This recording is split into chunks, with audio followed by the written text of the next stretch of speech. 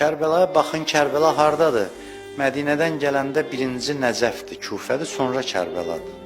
Heç sual verməmişsiniz özünüzə ki, İmam Hüseyin Kufəyə gedirdi, gedib Kərbəlaya, Kufəni keçib getməlisən Kərbəlaya.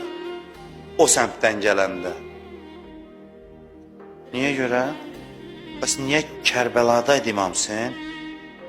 Çünki icazə vermədilər Kufəyə daxil olsun. İmamın üzünə şəhərin yolunu bağladılar.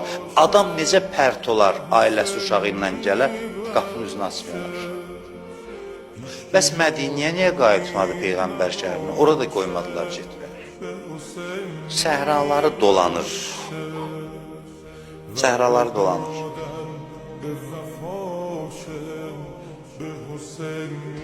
Bəs sual verirəm, niyə Kərbəlada dayandılar? Çünki gördü orada su var.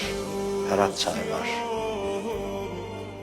Uşaqlar səhrada suyun yanında dayansınlar ki, susuzdan ölməsinlər. Karvan hərəkətdədir. Artıq görsən, ağlamaq səsləri gəlməyə başladı məclisdən. Bax, budur Hüseynin möcüzəsi. İmam Hüseynin möcüzəsi budur.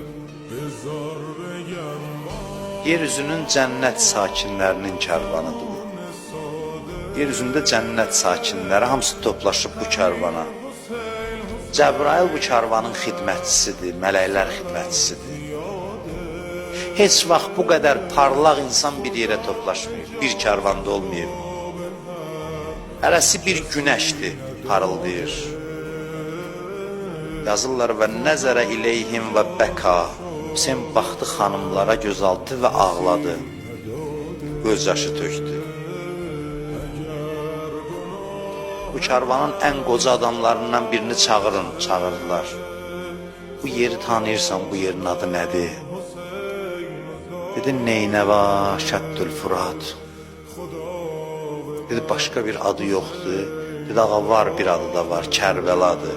Dedi, Kərbəla deyəndə biraz uzadan ağladı İmam Hüseyin. Dedi, yükləri boşaldım, bura Kərbəladır. Bu babam Peyğəmbərin xəbər verdiyi, atam Əlinin dediyi yerdir. Anam Zəhra vəsiyyət eləyəndə atama nə dedi? Dedi ki, uşaqlarımı sənə tapşırıram və Kərbəlada susuz öldürüləni Hüseyinə ayrıca tapşırdı. Kərbəla hamısının dilinin əzbəri idi. İmam Hüseyin dedi, bu həmin yerdir. Xeymələri salın, xeymələri qurun. Başladılar çadır qurmağa. Bilmirəm, xanım Zeynəb indi nə haldaydı, bax bu saatlarda.